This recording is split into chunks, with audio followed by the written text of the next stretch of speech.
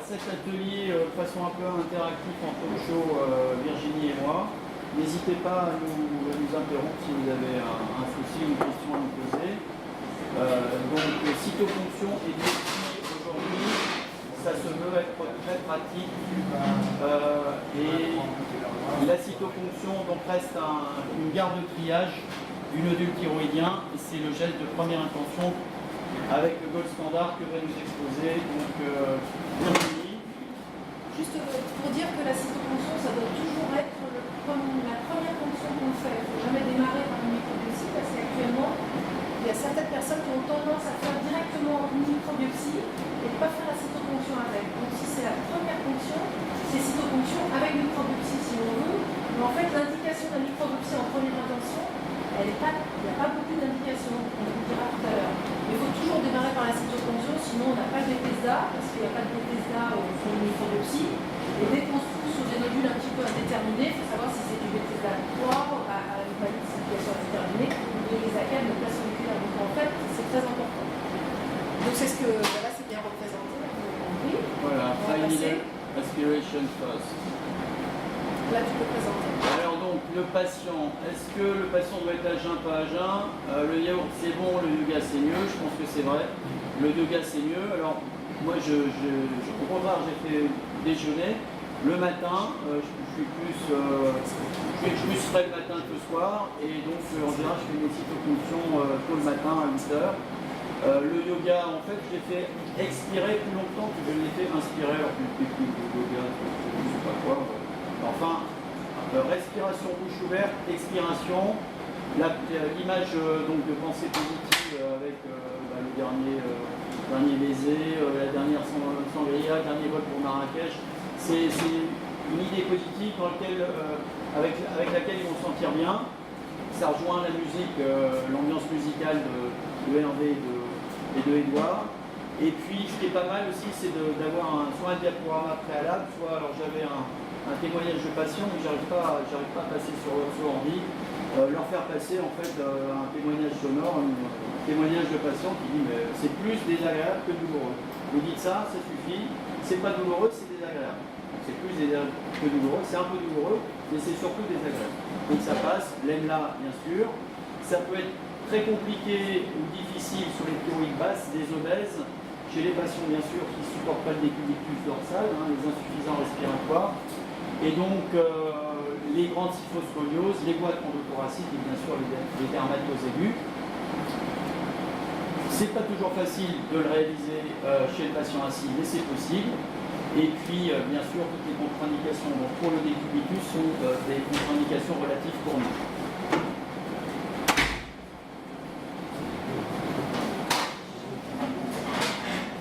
Donc, il faut trouver la voie, c'est là haut ceux qui lit dans Tintin de Lotus.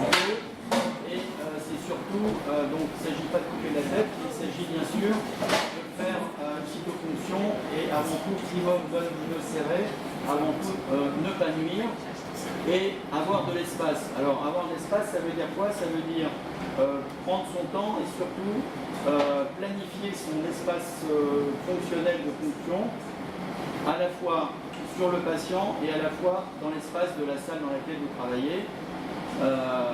Bien évidemment, le bon geste, c'est celui qu'on a fait plus de 50 fois en moins de 50 ans, ça c'est une petite boutade, c'est simplement pour dire que le geste 50, le nombre 50 c'est important.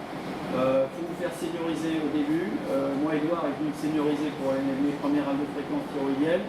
J'ai seniorisé plein d'internes quand j'étais hospitalier pour les cytofonctions ou les biopsies, et je pense que c'est important.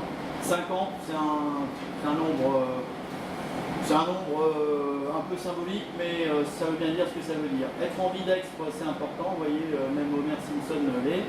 Savoir fonctionner à la fois avec la main gauche et à la main droite. Et le yoga, bien sûr, c'est bien aussi pour l'opérateur, il faut être détendu avant. L'EMLA, l'anesthésie locale, je ne sais pas si toi Virginie tu fais de l'anesthésie locale, moi j'en fais pas, l'EMLA j'en fais pas, et le bilan de coagulation j'en fais pas non plus. À toi. Pour les cytofonctions, en fait, on n'a pas besoin de bilan de coagulation. Le bilan de coagulation, c'est que pour les microbiopsies. Par contre, il faut toujours savoir ce qu'ils ont comme anticoagulant.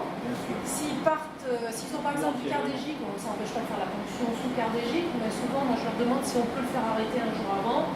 Et dès qu'ils sont sous traitement anticoagulant particulier, moi, je les passe directement chez le cardiologue, et c'est le cardiologue qui donne l'accord. Il se débrouille avec son cardiologue, c'est lui qui fait son protocole, et quand il arrive, tout est prêt. Comme ça, vous n'avez pas de problème. Il ne faut pas prendre trop de temps là-dessus, mais au moins, il faut avoir tout balisé avant de le faire. Pour le système, là, on va revenir dessus, mais en général, là, pour les fonctions, c'est surtout par capillarité. Hein. C'est des retours de va-et-vient, parce que quand on aspire du sang, il faut pas aspirer. L'aspiration, c'est juste pour l'évaluation d'un kyste, c'est tout. Et ensuite, la ponction radiaire, c'est intéressant d'aller ponctionner partout dans le nodule. Dès que vous avez un peu dès que vous avez un petit peu de matière qui remonte dans le culot, il ne faut pas rester du tout dedans. Donc vous sortez, s'il y en a vraiment beaucoup et que vous avez l'impression qu'à la fin c'était vraiment du sang, vous lâchez même une petite goutte de sang, ne le gardez pas, et vous gardez le début de la ponction, vous étalez sur l'âme. Si vous avez l'impression que c'est une super qualité du début à la fin, et que vous avez vraiment beaucoup de matériel, c'est très dense, plutôt que de mettre tout sur la même lame, il vaut mieux que vous mettez la première goutte sur une. Si vous avez de la place, vous mettez la deuxième à côté et vous faites 2 étalements sur la même, sinon vous faites 2 lames, vous aurez les meilleurs résultats. Alors il y a les techniques de lame, étalement sur lame, et il y a les techniques monocouche. Alors moi au début j'étais comme toi, je faisais des lames, puis un jour les gens que je ne vais pas nommer, les anapathes du côté de Toulon m'ont dit maintenant tu arrêtes et tu ne fais que du monocouche. C'est quoi, c'est du liquide, c'est quoi monocouche? Voilà, c'est ça. Donc en fait on met tout, ça paraît un peu barbare, mais c'est la projection du matériel de ponction directement dans le liquide monocouche. Il centrifuge et il sépare les différents types de cellules, les globules rouges d'un côté et les cellules folliculaires de l'autre. La colloïde, ils arrivent à peu près à dire s'il y en a ou s'il n'y en a pas, je ne sais pas comment ils font. Mais en tout cas, ils disent quand même qu'il faut avoir d'expérience pour tout ce qui est en milieu liquide, et puis vous pouvez avoir quand même une altération des cellules en milieu liquide, et il faut que celui qui interprète ait l'habitude de le faire. Ouais. Mais en fait, pareil, l'interprétation sur l'âme, il faut le bon. Hein, on voit tout de suite qu'il y a vraiment des différences en fonction des labos. La preuve en est, c'est que toi tu envoies à 2 laboratoires différents. Non, enfin, moi je suis sur Montpellier, mais en fait j'envoie mes fonctions à Paris. C'est dans le cabinet de Géroux et Denis Troyer. Et là, moi je suis en tranquillité, j'ai des âges exactement. Enfin, ce que je vois, c'est proche de ce que tout le monde. Oui, et puis c'est les papesses de la cytologie thyroïdienne en Paris. En nombre de prélèvements, normalement, je pense que l'unanimité, c'est d'en faire peut-être plutôt 2, 3 que 1 ou 2. Moi, j'en fais toujours 3. Alors, moi, j'en fais 3 voire 6. Donc, sur un nodule. Ouais, je fais de 3 à 6. Un nodule. Ouais. Mais parfois, par exemple, si je vois que c'est un nodule qui est l'ancien 4B et je vois que c'est un nodule affaissé, je sais très bien que ce nodule, il va être fibreux et que ça va répondre non diagnostic. Donc, quand je considère qu'on arrive ou sur du non-diagnostic ou que je vais être dans les zones indéterminées par habitude maintenant, si par exemple j'ai un nodule qui est un peu isoécogène et j'ai pas beaucoup de logènes qui viennent, je sais que je vais être peut-être plutôt dans les indéterminés, donc là j'attaque directement ici là. Parce que je sais qu'il va y avoir un problème d'interprétation et qu'il faut utiliser le maximum de l'âme pour être tranquille. Voilà. Alors après on dit qu'au-delà de 5 lames, ça apporte rien de plus. Enfin 5 prélèvements tu veux dire. 5 lames, c'est un prélèvement par lame. Par prélèvement. Alors vous savez que les lames, ça c'est une technicienne d'anapathe qui me l'a appris.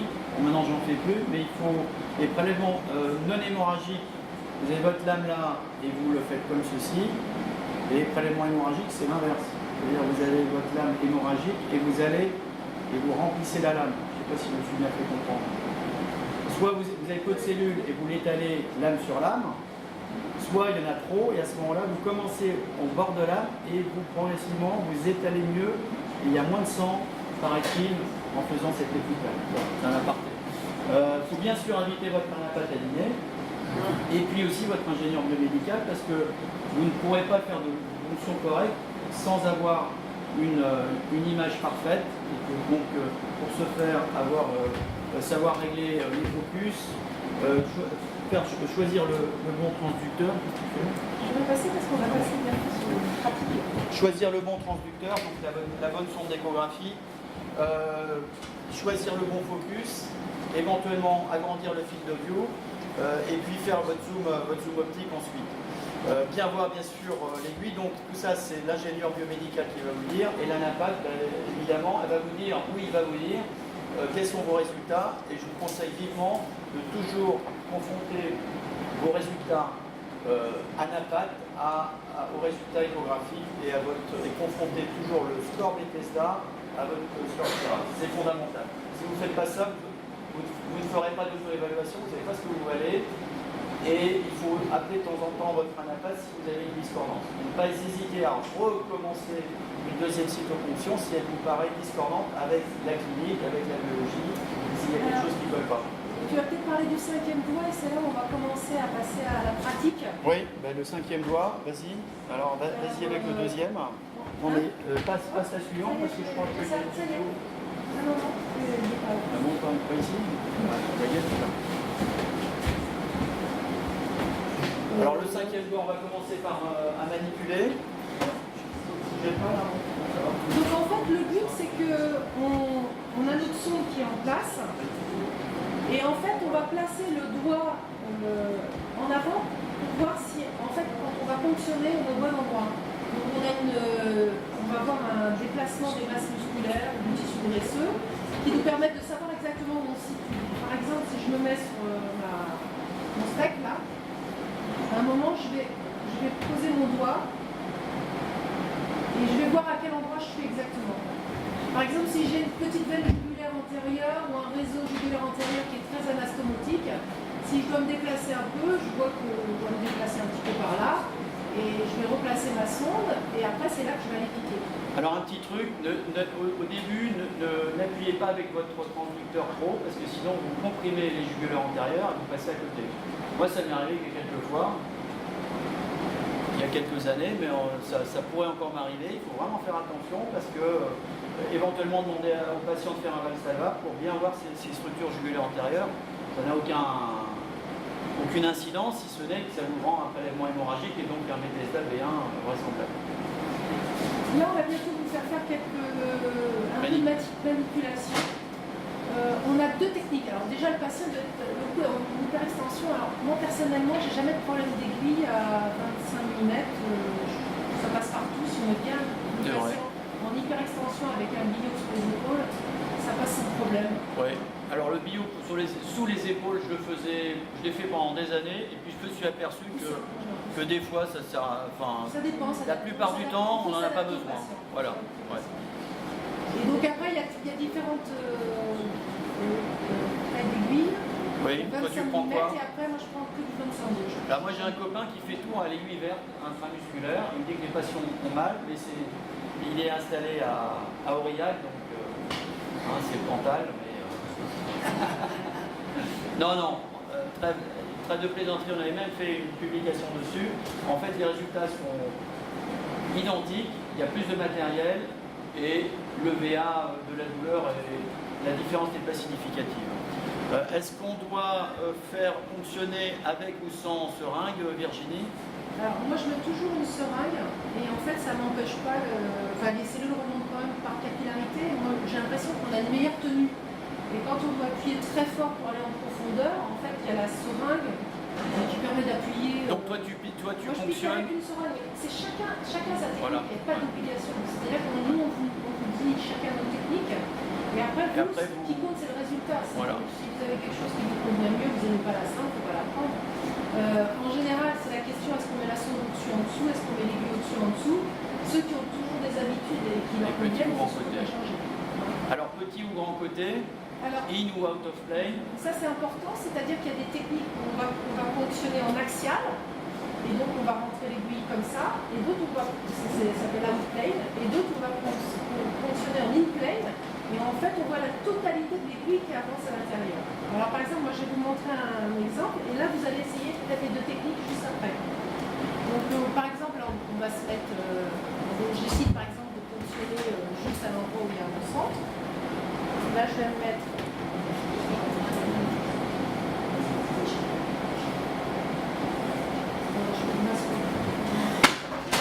Alors est-ce que toi tu fais pas d'anesthésie locale? Moi je fais toujours l'anesthésie locale. Toujours. Pour les ponctions?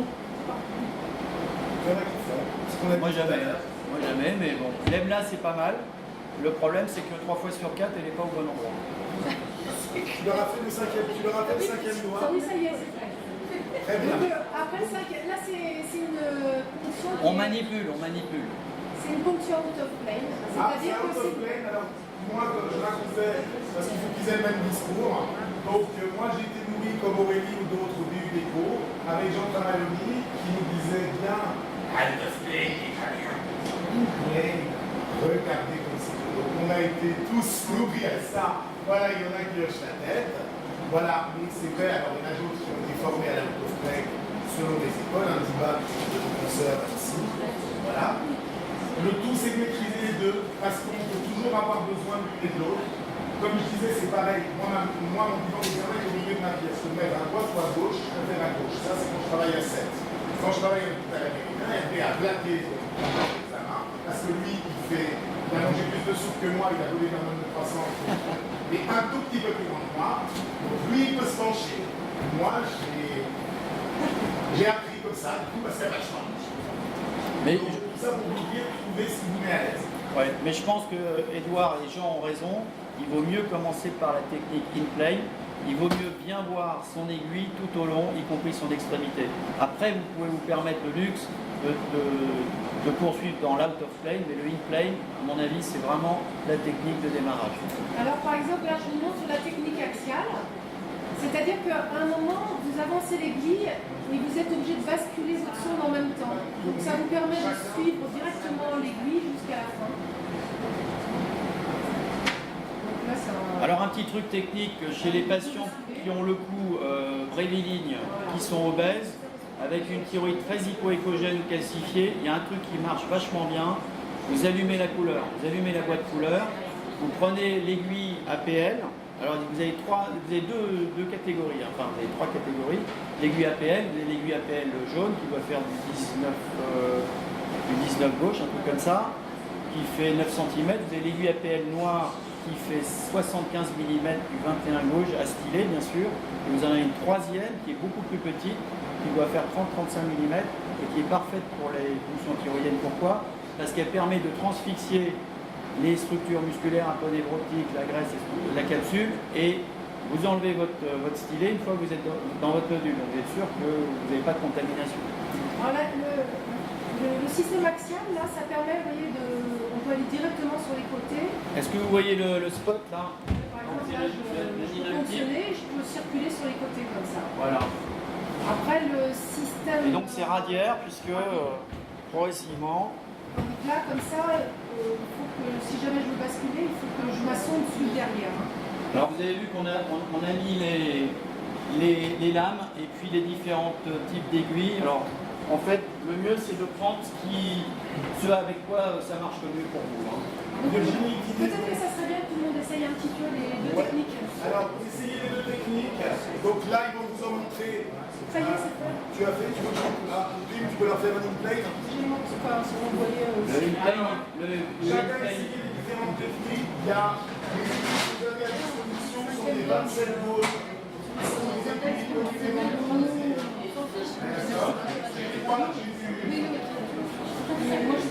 j'ai de la recharge. Regardez la technique du 5e doigt. J'ai de la recharge.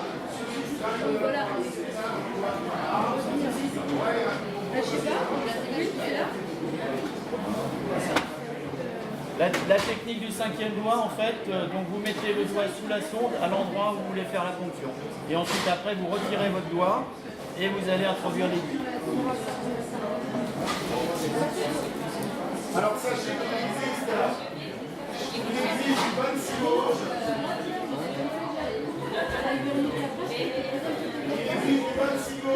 Moi, je fais toujours. Sur le plan médico-légal, c'est mieux. Il y a zéro complication sur les cytoponctions, mais c'est quand même mieux de l'avoir. Donc, un plan de coupe, vous avez en même temps le volume du nodule à ponctionner et en même temps la preuve médico-légale que vous avez bien ponctionné le nodule avec une aiguille qui est en place. Alors ça, c'est quoi ça? Voilà.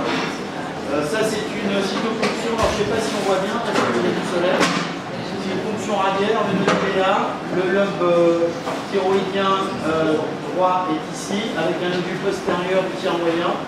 Et vous voyez qu'il y a la fonction est radiaire, enfin il faut l'imaginer comme telle, c'est vrai qu'avec le soleil on ne voit pas très bien. Ensuite, out of plane, une supplémentaire. Vous voyez encore donc l'aiguille avec le needle tip, donc qui a l'écho dense. J'espère que vous voyez ou pas? Oui. Avec donc une fonction qui est radiaire de dedans en dehors et de haut en bas et de dehors en dedans. Ce qui est important aussi, c'est pour les nodules, c'est de ne pas fonctionner qu'au centre du nodule. Exactement. Parce que vous pouvez avoir un peu plus de nécrose ou de choses. En général, la c'est lié matière, central. il faut la chercher en périphérie. Ouais. Donc là, par exemple, la fonction est bien faite. Merci.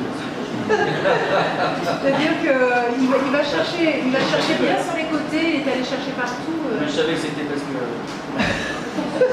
c'était pour le jour. Non, bon, alors trêve de plaisanterie, in plane, alors là ça devrait démarrer, voilà. Vous voyez que ça c'est un nodule ismique, la trachée qui est juste là, ici, avec le cône hypogène aéré. Et in plane, vous voyez toute la longueur de l'aiguille. Donc c'est vrai que pour démarrer le in plane, à mon avis, est beaucoup plus séduisant et beaucoup plus sur le plan d'enseignement didactique. Ensuite, encore un petit nodule en in plane, en paroi transsismique d'un nodule ismo-lobaire droit. Il faut explorer, comme vous l'avez très bien dit Virginie, toutes les portions, surtout périphériques, parce que vous avez l'ischémie centrale qui est susceptible de vous donner des cellules soit suspectes, soit non interprétables. Alors Doppler couleur, guidage de l'aiguille et siège de l'hémorragie, c'est vrai. Donc c'est intéressant chez les patients peu échogènes d'allumer votre boîte couleur et de faire les mouvements de va-et-vient. Et ici vous avez donc aussi la fonction des zones hypoéchogènes sur un TIRADS 3 initial qui a grossi, qui présente progressivement des plages hypoéchogènes. Ça peut être un nœud dentique. Mon dernier était un carcinome trabéculaire de mauvais pronostic. Très évolutif, ça peut être un oncocytome, ça peut être un adénome microfolliculaire, donc il ne faut pas passer à côté de ces zones hypoéchogènes à fonctionner en priorité bien évidemment sur un nodule qui est massivement isoéchogène TIRADS 3. Le mode microperfusion, je ne sais pas si tu t'en sers Virginie, non, c'est un peu pour le... C'est pour le fun, non mais c'est juste un bouton, c'est General Electric qui fait ça, et c'est pas mal, ça peut être utile. Ici, c'est une hémorragie en live, c'est pour vous montrer que de temps en temps, on peut avoir des surprises. C'est une vidéo avec un flux sanguin. Et vous voyez ici que le nodule est fonctionné. Ça, c'est le nodule fonctionné. Et tout ça, c'est l'hématome sous-capsulaire avec un vaisseau qui saigne. Bon, ça c'est très bien résolu. Hein. Il faut surtout comprimer avec la sonde, mettre du froid. Moi, je fais mettre du froid avec des sacs de sable et au bout d'un quart d'heure ou une demi-heure, vous recontrôlez le volume de votre lame hématique et en général, ça se résout spontanément la plupart du temps. En tout cas, j'ai eu une dizaine de fois ce genre de déclenchement hématique, donc j'ai jamais eu de complications embêtantes, c'était toujours bénin. Les hématocèles, Hervé en a parlé, on va en parler, donc on va passer assez vite dessus. Bien mesurer le volume avant et après dans les 3 dimensions et les 3 plans d'espace. Personnellement, juste une petite chose pour les hématocèles, moi je ne fonctionne jamais. Oui, je sais, toi tu les fonctionnes jamais, moi je les fonctionne quasiment toujours, vous voyez. Voilà. Et finalement on n'a aucun procédé, ni moi je vois les gens, je leur demande s'ils sont vraiment gênés, c'est pas grave, je les vois dans 5 à 6 mois et à chaque fois ça part. Bon. Je ne les fonctionne jamais. Ouais, on ne doit pas avoir les mêmes patients, ou alors peut-être que c'est que les bons ou les mauvais qui reviennent, je ne sais pas. Alors hématocèle, le signe du grelot. Hervé va vous montrer un très beau cas de carcinome papillaire cystique. Le signe du grelot, c'est important de l'analyser. Si vous avez des signes TIRADS 5, c'est-à-dire microcalcification, caractère franchement hypoéchogène, etc. C'est en général, ça peut être un authentique adénocarcinome kystique, c'est quand même rare, ça ne court pas les routes. Hein. Moi en 25 ans j'ai dû en voir une dizaine.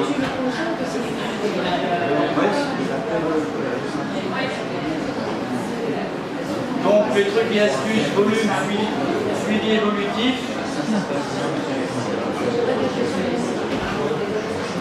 Le suivi évolutif du volume avant et après pour les fonctions.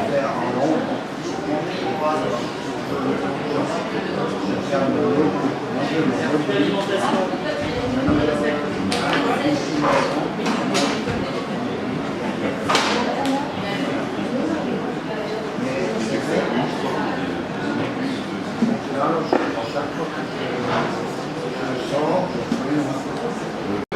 Perfusion éventuellement, le drainage des hématocèles, on n'est pas tous d'accord, parce qu'il faut drainer c'est les hématocèles suspects qui récidivent après fonction bien évidemment. Alors les contre-indications, on en a parlé, en fait les contre-indications c'est plutôt des non-indications, soit c'est la balance bénéfice-risque chez le patient le cardiopathe évolué qui est sous anticoagulant, anti-agrégant plaquettaire. Comme vous l'a dit très justement Virginie, en fait c'est la ligne du cardiologue qui prime et après nous on s'adapte. C'est vrai que 2 anti-agrégants plaquettaires c'est moins bien qu'un anti-agrégant plaquettaire et notamment pour les biopsies, eh bien, les anticoagulants, il faut les arrêter.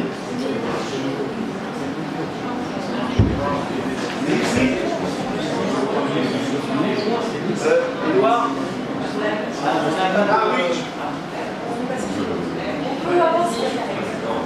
alors, complication à racine, le long du trajet de fonction, il y a une publication d'antihéroïde, une seule et unique, c'est bien un nodule en chou-fleur le long du trajet de fonction d'un adénocarcinome papillaire. La lame hépatique sous-capsulaire, je vous ai montré un exemple. Attention aux vésiculaires antérieures et sous-capsulaires. Bien sûr, à la trachée. Moi, je privilégie la voie tracée dès que je peux.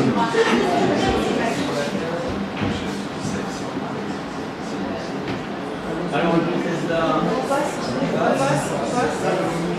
Le MOMI, alors le syndrome momifié, en fait, vous pouvez penser, dès que vous avez un nodule d'ARAT 4 ou 5, le nodule momifié, c'est le nodule qui subit la dessiccation, la déshydratation et qui prend un aspect de carcinome papillaire. Alors vous voyez ici un nodule qui a un TIRAD 5, à l'évidence, en puits très hypoécogène avec des écodenses de calcification. Et ici vous avez un micronodule sous-capsulaire avec des écodenses. Ça c'est un authentique carcinome papillaire vérifié à la cytoponction. Et celui-ci, c'est une hématocèle rompue, cicatrisée à 5 semaines. Donc, importance de l'interrogatoire pour toujours votre imager. Enfin, on va juste la précédente. Ça a introduit la biopsie. Ça a introduit la biopsie. Ça, c'est un patient donc, de 35 ans que j'ai vu mardi, qui a un nodule, donc qui est un TIRAD 3 fort parce qu'il commence à y avoir des petites plages hypoécogènes. 3 cytoponctions Bethesda B2, donc du bénin, du macrofolliculaire bénin les 3 fois, en 2012, 2013 et 2016.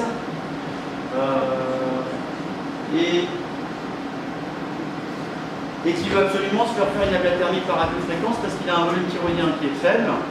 Et il se dit que s'il se fait faire une ismolobectomie pour son nodule, eh bien il va avoir 4 ml de lobe restant et qui risque d'avoir une hypothérapie substitutive. Donc moi je lui dis, bah, écoutez, pas de problème, le seul truc c'est que la confrontation écocytologique ne me plaît pas trop, donc je lui ai fait une biopsie. Et c'est là que je passe la parole à mon ami Virginie.